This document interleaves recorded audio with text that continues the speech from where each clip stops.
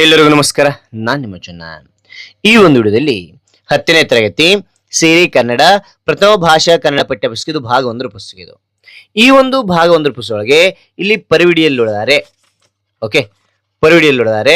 ಇಲ್ಲಿ ಗದ್ಯ ಭಾಗದಲ್ಲಿ ಎಲ್ಲ ಅಭ್ಯಾಸ ವಿಡಿಯೋ ಇಟ್ಟಿದ್ದೀನಿ. ಪಠ್ಯಪೂರಕ ಅಧ್ಯಯನದಲ್ಲಿ ಎಲ್ಲ ವಿಡಿಯೋಗಳನ್ನ ಅಂತಿದ್ದೀನಿ. ಈ ಒಂದು ತರಗತಿಯಲ್ಲಿ ಏನ್ ತಿಳಿತಾ ಇದೀವಿ ಅಂತಕ್ಕಂತ ನೋಡಿದರೆ ಇಲ್ಲಿ ಪದ್ಯ ಭಾಗದ ಮೂರನೇ ಯಾವುದು ಅಂತಂದ್ರಿನ ಇಲ್ಲಿ ಕೌರವೇಂದ್ರನ ಕೊಂದೆ ನೀನು ಅಂತಕ್ಕಂಥದ್ದು. ಇದು ಯಾರು ಬರೆದಾರೆ ಅಂದ್ರಿನ ಕುಮಾರವ್ಯಾಸರು ಬರ್ತಕ್ಕಂಥದ್ದು. ಕಾಣ್ತಾ ಇದ್ದೀರಾ, ಇವರೇನೆ. ಹಾಗಾದ್ರೆ ಈ ಒಂದು ಪದ್ಯ ಭಾಗದಲ್ಲಿ ಬರ್ತಕ್ಕಂಥ ಕೃತಿಕಾರರ ಪರಿಚಯ, ಅಭ್ಯಾಸ, ವ್ಯಾಕರಣ ಒಂದು ಅಂಶ ಎಲ್ಲವನ್ನು ನಾನು ನಿಮಗೆ ತಿಳಿಸ್ತಾ ಹೋಗ್ತೇನೆ. ಹಾಗಾದ್ರೆ ಈ ಎಲ್ಲಾ ವಿವರಣೆ ಅಂತಕ್ಕಂಥದ್ದು ನಿಮಗೆ ಇಷ್ಟವಾಯ್ತಾ? ಇಷ್ಟವಾದ್ರೆ ಒಂದು ಲೈಕ್ ಅನೇಕ ವಿಡಿಯೋ ತಿಳಿದು ಪ್ರೋತ್ಸಾಹ ತುಂಬ ಸಿಗುತ್ತೆ. ಇನ್ನೊಬ್ರು ಶೇರ್ ಹಂಚೋದು ಸಾಧ್ಯ. ಇಂಥ ಅನೇಕ ವಿಡಿಯೋ ಚಾನಲ್ ಸಬ್ಸ್ಕ್ರೈಬ್ ಆಗಿ. ಯಾವ ರೀತಿ ನೋಡಿಸ್ಬೇಕು ಸುಲಭವಾಗಿ ನಿಮಗೆ ತಿಳಿಸ್ತಾ ಹೋಗ್ತೇನೆ, ಬನ್ನಿ ನೋಡಿ ಮಕ್ಕಳಲ್ಲಿ. ಚಿಕ್ಕನ ಅಕ್ಷರದಲ್ಲಿ ಪದ್ಯ ಭಾಗ 3 ಅಂತಕ್ಕಂಥ ಬರಿತಾ ಹೋಗಿ. ಪದ್ಯದ ಹೆಸರೇನು ಅಂದ್ರಿನ ಕೌರವೇಂದ್ರನ ಕೊಂದೆ ನೀನು ಅಂತಕ್ಕಂಥ ದಪ್ಪನ ಅಕ್ಷರದಲ್ಲಿ ಬರೆದು ಕೆಳಗೆ ಅಂಡರ್ಲೈನ್ ಮಾಡಿ ಈ ಒಂದು ಅಧ್ಯಯನ ಅಭ್ಯಾಸ, ಈ ಒಂದು ಪದ್ಯದ ಅಭ್ಯಾಸ ಇವತ್ತು ಬರಿತಾ ಇರ್ತಾರೆ. ಆ ಡೇಟ್ ನಲ್ಲಿ ಮೆನ್ಷನ್ ಮಾಡ್ತಾ ಹೋಗಿ, ಡೇಟ್ ಅನ್ನು ಬರಿತಾ ಹೋಗಿ. ಓಕೆ, ಮೊದಲು ಅಭ್ಯಾಸ ನೇರವಾಗಿ ಬರಿಬಾರ್ದು, ಕೃತಿಕಾರರ ಪರಿಚಯ ಅಂತ ಮೊದಲು ತಿಳಿಬೇಕಾಗುತ್ತೆ. ಕವಿ ಯಾರು ಅಂದ್ರೆ ಕುಮಾರವ್ಯಾಸ. ಕಾಣ್ತಾ ಇದ್ರೆ ಇವರೇ. ಜನನ ಸಾಮಾನ್ಯ ಶಕ 1430 ಅಂತಕ್ಕಂಥದ್ದು. ಜನ್ಮಸ್ಥಳ ಗದಗದ ಪ್ರಾಂತ್ಯದ ಕೋಳಿವಾಡ ಅಂತಕ್ಕಂಥದ್ದು ಇವರು ಜನ್ಮಸ್ಥಳ. ಬಿರುದಿದೆ ಏನಿದೆ ಅಂದ್ರೆ ರೂಪಕ ಸಾಮ್ರಾಜ್ಯದ ಚಕ್ರವರ್ತಿ ಅಂತಕ್ಕಂಥ ಬಿರುದು ಇವರಿಗೆ ಇರ್ತಕ್ಕಂಥದ್ದು.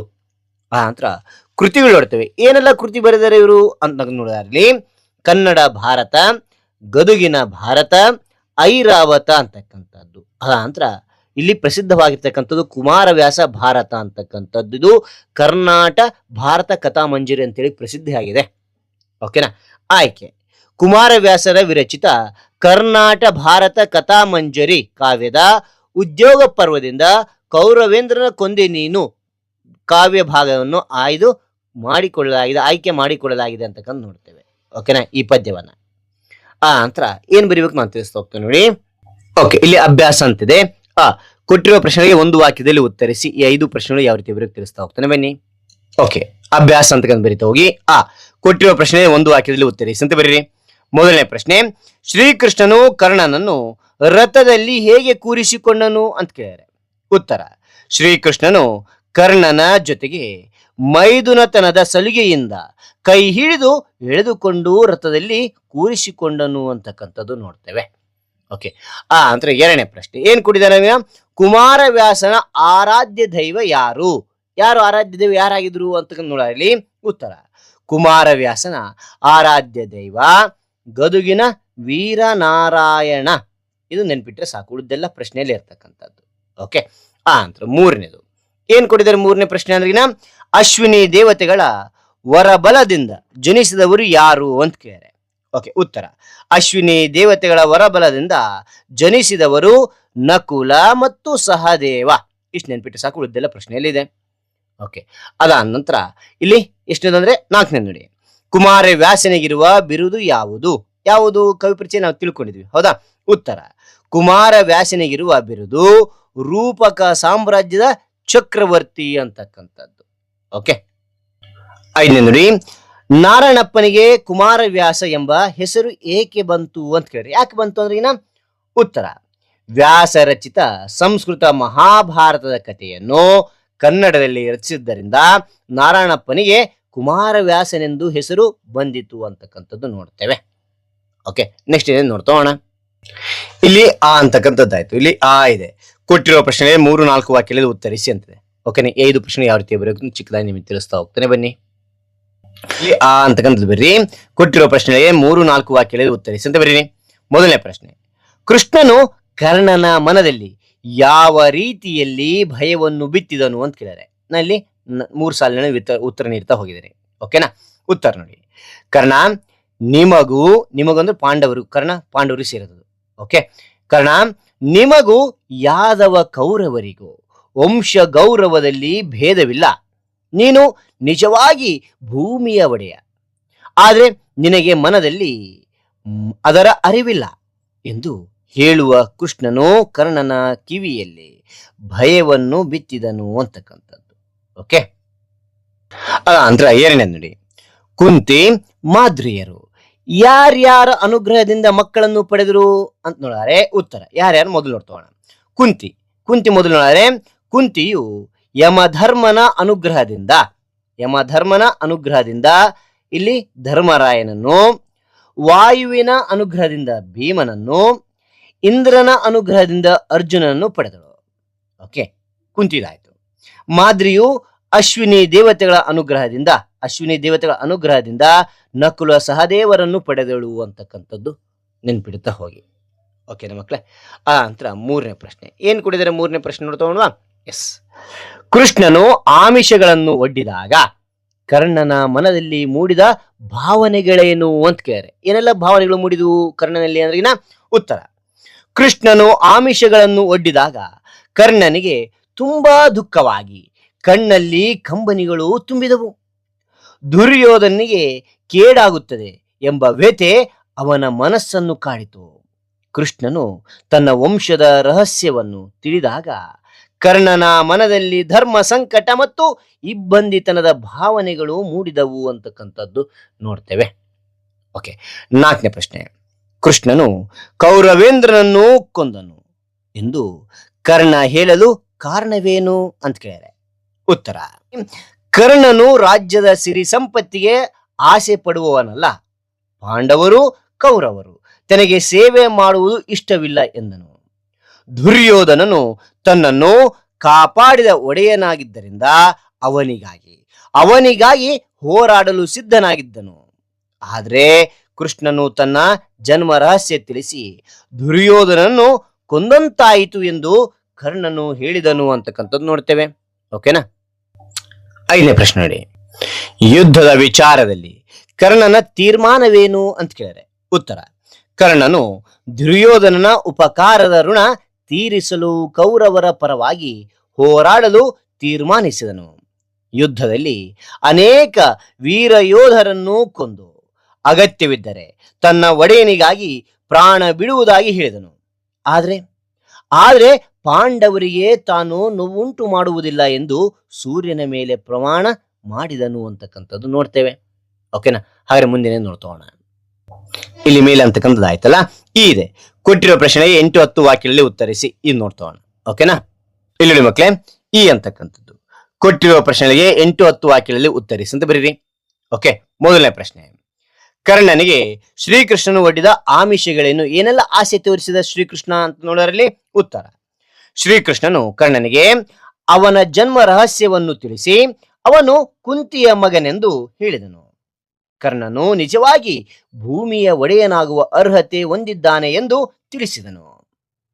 ಅವನನ್ನು ಹಸ್ತಿನಾಪುರದ ರಾಜನನ್ನಾಗಿ ಮಾಡುವುದಾಗಿ ಆಮಿಷವೊಡ್ಡಿದನು. ಪಾಂಡವ ಮತ್ತು ಕೌರವ ರಾಜರು ಕರ್ಣನನ್ನು ಗೌರವಿಸುವರೆಂದು ಹೇಳಿದನು. 2 ವಂಶದವರು ಕರ್ಣನಿಗೆ ಸೇವೆ ಮಾಡುವರೆಂದು ತಿಳಿಸಿದನು. ರಾಜಸಭೆಯಲ್ಲಿ ಕರ್ಣನು ಮಧ್ಯದಲ್ಲಿ ಕುಳಿತು ರಾಜನಾಗಿ ಪ್ರಕಾಶಿಸುವ ಸೊಬಗನ್ನು ವಿವರಿಸಿದನು. ದುರ್ಯೋಧನಿಗೆ ಸೇವೆ ಮಾಡುವುದನ್ನು ಬಿಟ್ಟು ರಾಜನಾಗುವಂತೆ ಪ್ರೇರೇಪಿಸಿದನು. ಹೀಗೆ ಶ್ರೀಕೃಷ್ಣನನ್ನು ಪಾಂಡವರ ಕಡೆಗೆ ಸೆಳೆಯಲು ಈ ಆಮಿಷಗಳನ್ನು ಒಡ್ಡಿದನು ಅಂತಕ್ಕಂಥದ್ದು ನೋಡ್ತೇವೆ. ಇಲ್ಲಿ ನಾನು ನಿಮಗೆ 8 ವಾಕ್ಯಗಳಲ್ಲಿ ನಾನು ತಿಳಿಸ್ತಾ ಹೋಗಿದ್ದೇನೆ. ಓಕೆನಾ ಮಕ್ಕಳೇ? ರೈಟ್. 7ನೇ ಪ್ರಶ್ನೆ ನೋಡಿ. ಪಾಂಡವರು ಸೋದರನೆಂದು ತಿಳಿದಾಗ ಕರ್ಣನ ಮನಸ್ಥಿತಿಯನ್ನು ತಿಳಿಸಿ ಅಂತ ಹೇಳಿದರೆ, ಪಾಂಡವರು ತಮ್ಮ ತಮ್ಮಂದಿರಂತ ಗೊತ್ತಾಯ್ತು. ಯಾರಿಗೆ? ಕರ್ಣನಿಗೆ. ಅವಾಗ ಅವನ ಮನಸ್ಥಿತಿ ಹೆಂಗಿತ್ತು ಅಂತಕ್ಕಂಥ ಪ್ರಶ್ನೆ ಕೇಳಿದರೆ ಉತ್ತರ ನೋಡಿ. ಕೃಷ್ಣನು ಪಾಂಡವರು ತನ್ನ ಸಹೋದರರೆಂದು ತಿಳಿಸಿದಾಗ ಕರ್ಣನಿಗೆ ಸಂತೋಷವಾಗದೆ ದುಃಖವಾಯಿತು. ಅವನಿಗೆ ಏನು ಮಾಡಬೇಕೆಂಬುದು ತಿಳಿಯದೆ ಗೊಂದಲಕ್ಕೊಳಗಾದನು. ದುರ್ಯೋಧನಿಗೆ ಕೇಡಾಯಿತು ಎಂದು ಕೊರಗಿದನು. ತನ್ನ ಜನ್ಮ ರಹಸ್ಯವನ್ನು ತಿಳಿಸಿ ಕೃಷ್ಣನು ತನ್ನ ಮನಸ್ಸನ್ನು ನೋಯಿಸಿದನೆಂದು ನೊಂದುಕೊಂಡನು. ರಾಜ್ಯದ ಸಿರಿ ಸಂಪತ್ತಿಗೆ ತಾನು ಆಸೆ ಪಡುವವನಲ್ಲವೆಂದು ಹೇಳಿದನು. ತನ್ನನ್ನು ಕಾಪಾಡಿದ ದುರ್ಯೋಧನನ ಉಪಕಾರವನ್ನು ಮರೆಯಲು ಸಾಧ್ಯವಿಲ್ಲವೆಂದನು. ಅವನ ಋಣ ತೀರಿಸಲು ಯುದ್ಧದಲ್ಲಿ ಹೋರಾಡಿ ಪ್ರಾಣ ಬಿಡುವನೆಂದು ನಿರ್ಧರಿಸಿದನು. ಪಾಂಡವರನ್ನು ನೋಯಿಸುವುದಿಲ್ಲವೆಂದು ಸೂರ್ಯನ ಮೇಲೆ ಪ್ರಮಾಣ ಮಾಡಿದನು ಅಂತಕ್ಕಂಥದ್ದು ನೋಡ್ತೇವೆ. ಓಕೆನಾ. ಇಲ್ಲಿ ನಾನು 9 ಸಾಲುಗಳನ್ನು ನಿಮಗೆ ತಿಳಿಸ್ತಾ ಹೋಗಿದ್ದೇನೆ. ಅದ ನಂತರ 3ನೇ ಪ್ರಶ್ನೆ ಇದೆ. 3ನೇ ಪ್ರಶ್ನೆ ಏನಿದೆ ಅಂತಕ್ಕಂತ ನೋಡಿದ್ರೆ, ಕರ್ಣನ ನಿರ್ಧಾರ ಸರಿ ಎನ್ನುವಿರಾ ಏಕೆ? ಕರ್ಣನ ನಿರ್ಧಾರ ಸರಿ ಇತ್ತಾ ಏಕೆ ಅಂತ ಕೇಳಿದರೆ ಉತ್ತರ ಹೌದು. ಕರ್ಣನ ನಿರ್ಧಾರ, ಇಲ್ಲಿ ನಿರ್ಧಾರ ಅಂತಕ್ಕಂತ ಬರೀತಾ ಹೋಗಿ, ನಿರ್ಧಾರ ಸರಿಯಾಗಿದೆ ಎಂದು ಹೇಳಬಹುದು. ಕರ್ಣನು ಬಾಲ್ಯದಿಂದಲೇ ತಾಯಿಯ ವಾತ್ಸಲ್ಯದಿಂದ ವಂಚಿತನಾಗಿ ಸೂತ ಪುತ್ರನಾಗಿ ಬೆಳೆದನು. ಸಮಾಜದಲ್ಲಿ ಅವನಿಗೆ ತಕ್ಕ ಗೌರವ ಮತ್ತು ಸ್ಥಾನಮಾನ ದೊರೆಯಲಿಲ್ಲ. ಅಂತಹ ಸಂದರ್ಭದಲ್ಲಿ ದುರ್ಯೋಧನನು ಕರ್ಣನನ್ನು ಗೆಳೆಯನಾಗಿ ಸ್ವೀಕರಿಸಿದನು. ಅಲ್ಲದೆ ಅವನಿಗೆ ಅಂಗರಾಜ್ಯದ ಅಧಿಪತ್ಯ ನೀಡಿ ಗೌರವವನ್ನು ನೀಡಿದನು. ಆದ್ದರಿಂದ ಕರ್ಣನು ದುರ್ಯೋಧನನ್ನು ತನ್ನ ಒಡೆಯನೆಂದು ಭಾವಿಸಿ ಅವನಿಗಾಗಿ ಹೋರಾಡಲು ನಿರ್ಧರಿಸಿದನು. ಅವನ ನುಡಿ, ಹಗೆಗಳನ್ನು ತನ್ನ ಹಗೆಗಳೆಂದು ತಿಳಿದು ಯುದ್ಧದಲ್ಲಿ ತನ್ನ ಪರಾಕ್ರಮವನ್ನು ತೋರಿಸಲು ಕರ್ಣನು ನಿರ್ಧರಿಸಿದನು ಅಂತಕ್ಕಂಥದ್ದು ನೋಡ್ತೇವೆ. ಓಕೆನಾ. ಅಂತರ ಏನೇನು ನೋಡ್ತೋಣ. ಇಲ್ಲಿ ಈ ಅಂತಕ್ಕಂಥದ್ದಾಯ್ತು. ಇಲ್ಲಿ ಈ ಇದೆ, ಏನಿದೆ ಅಂದ್ರೆ ಈಗ ಸಂದರ್ಭ ಸಹಿತ ಸ್ವಾರಸ್ಯವನ್ನು ವಿವರಿಸಿ ಅಂತಿದೆ. ಈ 5 ಸಂದರ್ಭಗಳು ನೋಡ್ತೋಣವಾ. ಇಲ್ಲಿ ನೋಡಿ ಮಕ್ಕಳೇ, ಈ ಅಂತಕ್ಕಂಥ ಬರೀತಾ ಹೋಗಿ ಸಂದರ್ಭ ಸಹಿತ ಸ್ವಾರಸ್ಯವನ್ನು ವಿವರಿಸಿ ಅಂತ ಬರೀರಿ.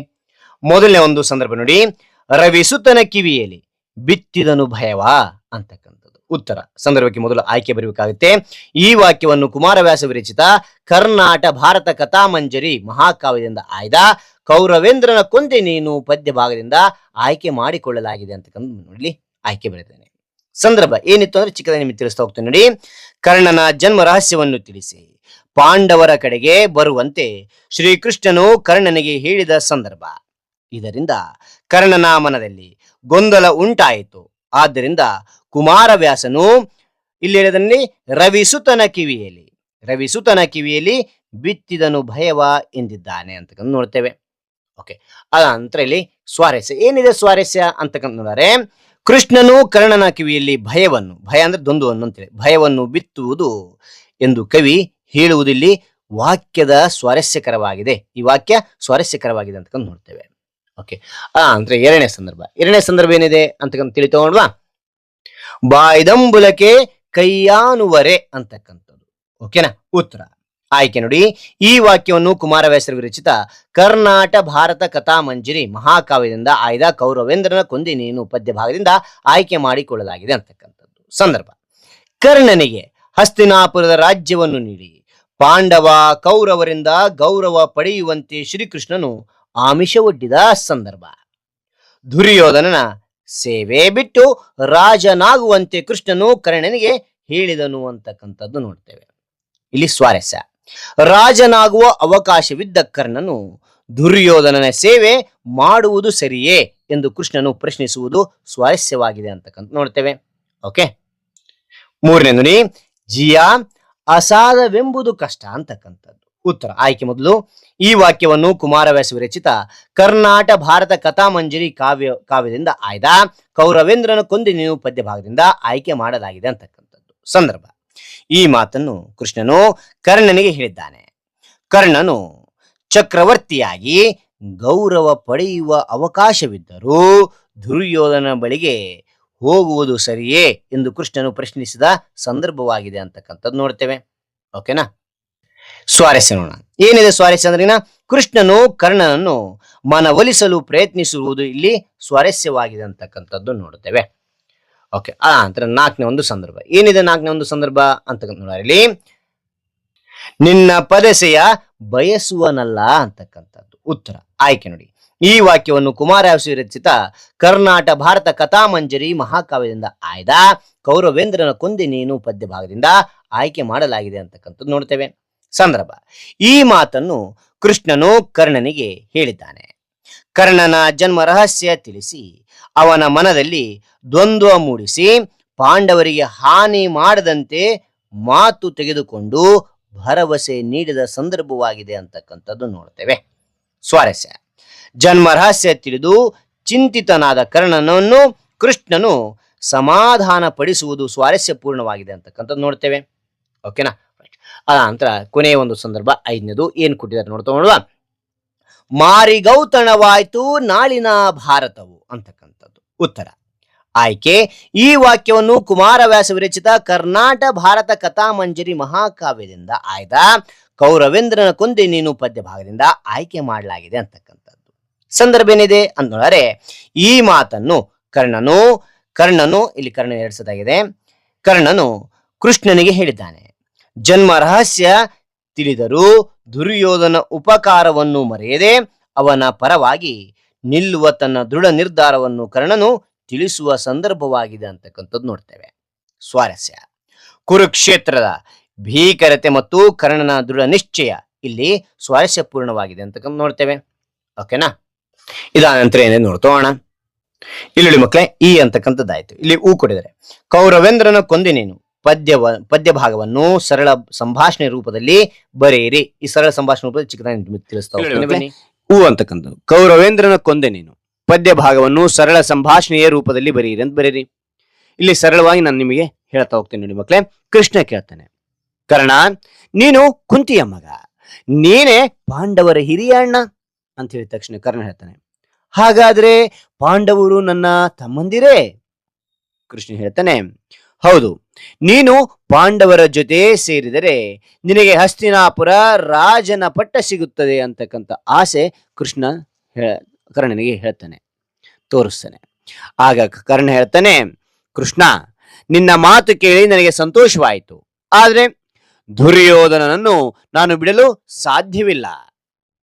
ಕೃಷ್ಣ ಹೇಳ್ತಾನೆ, ದುರ್ಯೋಧನಿಗಿಂತ ನಿನಗೆ ರಾಜ್ಯ ಮತ್ತು ಗೌರವ ಮುಖ್ಯವಲ್ಲವೇ? ಕರ್ಣ ಹೇಳ್ತಾನೆ, ಇಲ್ಲ, ದುರ್ಯೋಧನು ನನಗೆ ಸಹಾಯ ಮಾಡಿದನು, ಅವನ ಉಪಕಾರವನ್ನು ನಾನು ಮರೆಯುವುದಿಲ್ಲ ಅಂತಕ್ಕಂಥ ಮಾತನ್ನ ಇಲ್ಲಿ ಕರ್ಣ ಹೇಳ್ತಾನೆ. ಅದಾದ ನಂತರ ಕೃಷ್ಣ ಕೇಳ್ತಾನೆ, ಹಾಗಾದ್ರೆ ಪಾಂಡವರ ವಿರುದ್ಧ ಯುದ್ಧ ಮಾಡುತ್ತೀಯಾ ಅಂತ ಕೇಳಿದ ತಕ್ಷಣ ಕರ್ಣ ಹೇಳ್ತಾನೆ, ಹೌದು, ದುರ್ಯೋಧನಿಗಾಗಿ ನಾನು ಯುದ್ಧ ಮಾಡುತ್ತೇನೆ. ಕೃಷ್ಣ ಹೇಳ್ತಾನೆ, ಪಾಂಡವರನ್ನು ಕೊಲ್ಲುವೆಯಾ? ಪಾಂಡವರನ್ನ ನೀನು ಕೊಲ್ತೀಯಾ ಅಂತ ಕೇಳ್ತಾನೆ.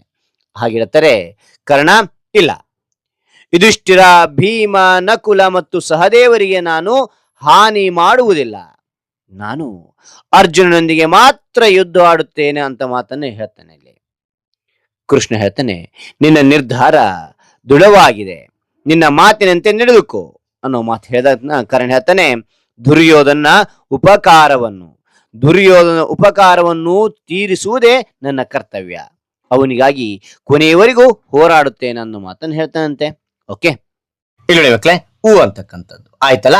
ಇಲ್ಲಿ ಹೂ ಇದೆ, ಬಿಟ್ಟಿರುವ ಸ್ಥಳವನ್ನು ಸೂಕ್ತ ಪದದಿಂದ ತುಂಬಿ ಅಂತಿದೆ. ಮೊದಲನೇ ನೋಡಿ, ರಾಜೀವಸಕ ಎಂದರೆ ಡ್ಯಾಶ್ ಎಂದು ಅರ್ಥ. ರಾಜೀವಸಕ ಅಂತಂದ್ರಿಗಿನ ಸೂರ್ಯ ಅಂತೇಳಿ ಅರ್ಥ. ಓಕೆ, ಸೂರ್ಯ. ಅಲ್ಲ ಅಂತ. ಎರಡನೇದು, ಗದುಗಿನ ಭಾರತವು ಡ್ಯಾಶ್ ಷಟ್ಪದಿಯಲ್ಲಿ ರಚಿತವಾಗಿದೆ. ಯಾವ ಷಟ್ಪದಿ ಅಂದ್ರಿಗಿನ ಭಾಮಿನಿ. ಇದನ್ನ ಹೆಣ್ಣು ಷಟ್ಪದಿ ಅಂತ ಕರಿತೇವೆ. ಗಂಡು ಷಟ್ಪದಿ ಅಂದ್ರೆ ವಾರ್ಧಕ ಷಟ್ಪದಿ ಅಂತ ಕರಿತೇವೆ. ನೆನಪಿರ್ಲಿ ಅಂತ ಹೇಳ್ತೇನೆ ಅಷ್ಟೇ ನಿಮಗೆ ಅಷ್ಟೇನೆ. ಮೂರನೇ ನೋಡಿ, ಅಶ್ವಿನಿ ದೇವತೆಗಳ ವರಬಲದಿಂದ ಡ್ಯಾಶ್ ಜನಿಸಿದರು. ಯಾರು ಜನಿಸಿದ್ರಿಗಿನ ಇಲ್ಲಿ ನೋಡಿ, ನಕುಲ, ಯಾರು ಇನ್ನೊಬ್ರು, ಸಹದೇವ. ಓಕೆ, ಅದಾದ ನಂತರ ನಾಲ್ಕನೇದು, ಕರ್ಣನು ಡ್ಯಾಶ್ ಅನುಗ್ರಹದಿಂದ ಜನಿಸಿದನು. ಯಾರು ಅನುಗ್ರಹದಿಂದ ಜನಿಸಿದ ಅಂದ್ರಿಗಿನ ಸೂರ್ಯ. ಓಕೆ, ನಾನು ಇಲ್ಲಿ ಟೆಕ್ಸ್ಟ್ ಬುಕ್ ನಲ್ಲಿ ಬರಿತಾ ಹೋಗಿ, ನೀವು ನೋಟ್ಬುಕ್ ನಲ್ಲಿ ಬರಿತಾ ಹೋಗಿ. ಓಕೆ, ಐದನೇ ನೋಡಿ, ಗದುಗಿನ ಸಮೀಪದ ಡ್ಯಾಶ್ ಕುಮಾರವ್ಯಾಸನು ಹುಟ್ಟಿದ ಸ್ಥಳ. ಯಾವುದಂದ್ರಿಗಿನ ಎಸ್ ಕವಿ ಪರಿಚಯ ನೋಡಿದವಲ್ಲ, ಕೋಳಿವಾಡ. ಓಕೆನಾ ಮಕ್ಕಳೇ? ಇಲ್ಲಿ ಭಾಷೆ ಸೊಬಗಿನ ಬಗ್ಗೆ ನಿಮ್ಮ ತರಗತಿ ಶಿಕ್ಷಕರು ನಿಮಗೆ ತಿಳಿಸ್ತಾ ಹೋಗ್ತಾರೆ. ಸೈದ್ಧಾಂತಿಕ ಭಾಷಾಭ್ಯಾಸ ಛಂದಸ್ಸಿನ ಬಗ್ಗೆ, ಮಾತ್ರಾಗಣದ ಬಗ್ಗೆ ಎಲ್ಲರೂ ನಿಮ್ಮ ತರಗತಿ ಶಿಕ್ಷಕರು ತಿಳಿಸ್ತಾ ಹೋಗ್ತಾರೆ. ಇಲ್ಲ ಸರ್ ಇದ್ರ ಬಗ್ಗೆ ಸಪರೇಟ್ ಆಗಿ ವಿಡಿಯೋ ಮಾಡಿ ಅಂದ್ರೆ ಖಂಡಿತ ನಾನು ಮಾಡ್ತೇನೆ. ಓಕೆನಾ? ಹಾಗಾದ್ರೆ ಮುಖ್ಯವಾಗಿ ಇಲ್ಲಿ ಬರ್ತಕ್ಕಂಥ ಅಭ್ಯಾಸದ ಬಗ್ಗೆ ನಾವು ಗಮನ ಕೊಡ್ತಾ ಹೋಗೋಣ. ಓಕೆನಾ? ಭಾಷಾ ಚಟುವಟಿಕೆ ಅಂತಿದೆ ಇಲ್ಲಿ ಬರ್ತಕ್ಕಂಥದ್ದು. ಮೊದಲು ಏನ್ ಕೊಡಿದ್ರೆ ಅಂದೇನ, ಇಲ್ಲಿ ಅಲಂಕಾರವನ್ನು ಹೆಸರಿಸಿ ಸಮನ್ವಯಿಸಿ ಅಂತ. ಇದು ಯಾವ ರೀತಿ ಬರೆಯಬೇಕು ಅದನ್ನು ತಿಳಿಸ್ತಾ ಹೋಗ್ತಾನೆ, ಬನ್ನಿ. ಓಕೆ, ಇಲ್ಲಿ ನೋಡಿ ಮಕ್ಕಳೇ, ಇಲ್ಲಿ ಭಾಷಾ ಚಟುವಟಿಕೆ ಅಂತ ಬರೀತಾ ಹೋಗಿ. ಮೊದಲು ಏನ್ ಕೊಟ್ಟಿದ್ದಾರೆ ಅಂದ್ರೆ ಅಲಂಕಾರವನ್ನು ಹೆಸರಿಸಿ ಸಮನ್ವಯಿಸಿ ಅಂತ ಹೇಳಿದೆ. ಹೌದಾ?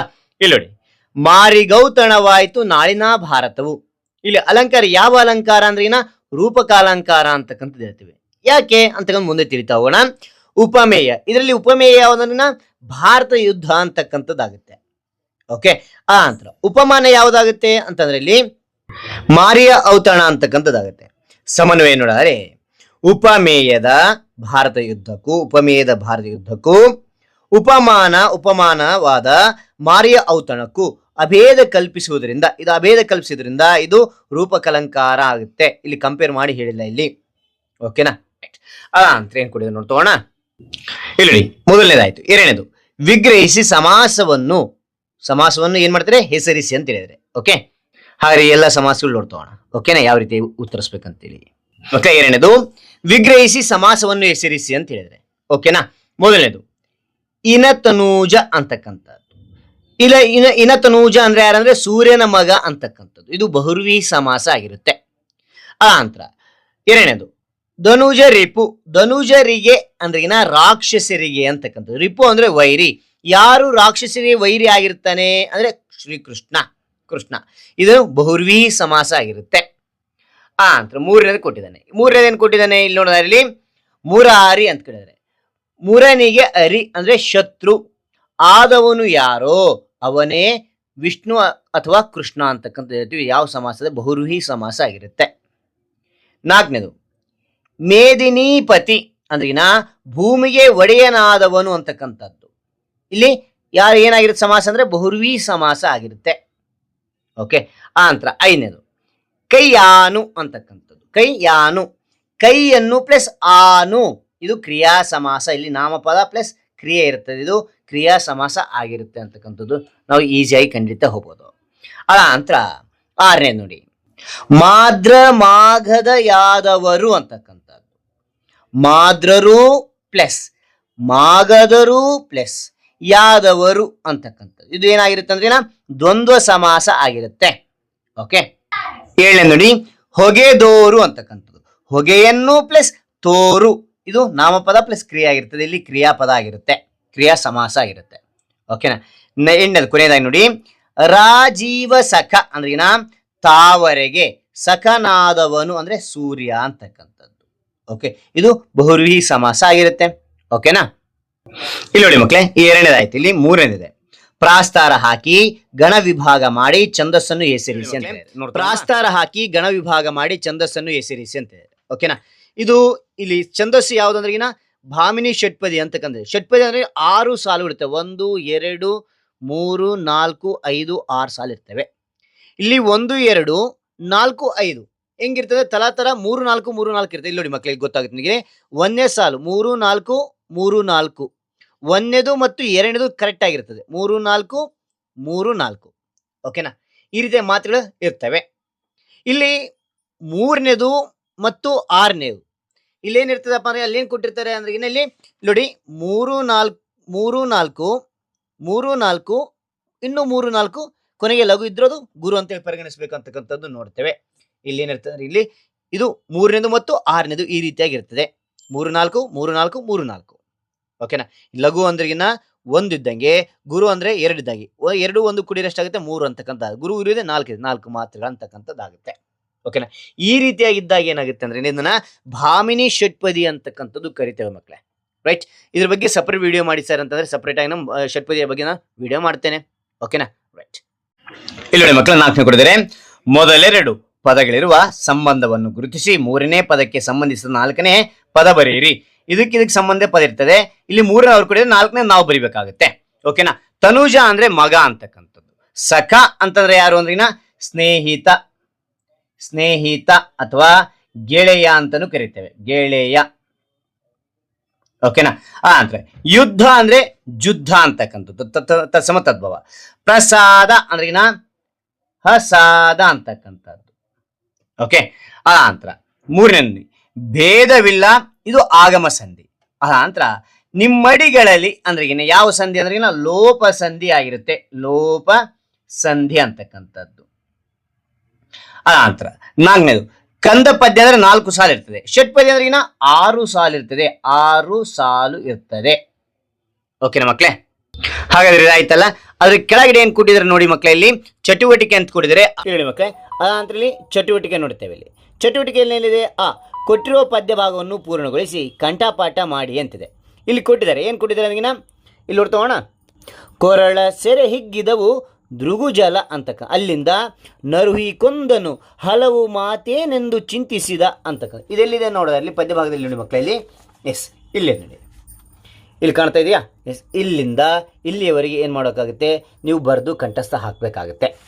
ಅದ ನಂತರ ಕೆಳಗಡೆ ಕೊಡಿ, ಮಾರಿಗೌತಣವಾಯ್ತು ನಾಳಿನ, ಅಲ್ಲಿಂದ ವೀರರೈವರ ನುಯಿಸೆನು ರಾಜೀವ ಸಕನಾಣೆ ಅಂತಕ್ಕಂಥದ್ದು. ಇಲ್ಲಿ ನೋಡಿ ಕೊನೆಗಿರ್ತದೆ, ಇಲ್ಲಿ ಕಾಣ್ತಾ ಇದೆಯಾ?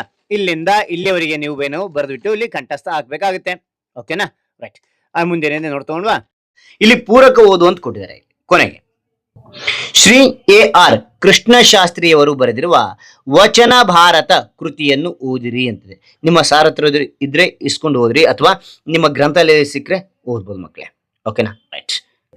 ಹಾಗಾದ್ರೆ ಈ ಎಲ್ಲಾ ವಿವರಣೆ ಅಂತಕ್ಕಂಥ ನಿಮಗೆ ಇಷ್ಟವಾಯ್ತಾ? ಇಷ್ಟವಾದ್ರೆ ಒಂದು ಲೈಕ್ ಅನೇಕ ವಿಡಿಯೋ ಪ್ರೋತ್ಸಾಹ ತುಂಬ ಸಿಗುತ್ತೆ. ಇನ್ನೊಬ್ರಿಗೂ ಶೇರ್ ಮಾಡಲು ಸಾಧ್ಯ. ಇಂಥ ಅನೇಕ ವಿಡಿಯೋ ಚಾನಲ್ ಸಬ್ಸ್ಕ್ರೈಬ್ ಆಗಿ. ಹಾಗೆ ನಿಮಗೆ ಯಾವ ರೀತಿಯ ಪ್ರಬಂಧ ಬೇಕು, ಯಾವ ರೀತಿಯ ಭಾಷಣ ಬೇಕು ಅಂತೇಳಿ ಕಾಮೆಂಟ್ ಮಾಡಿ.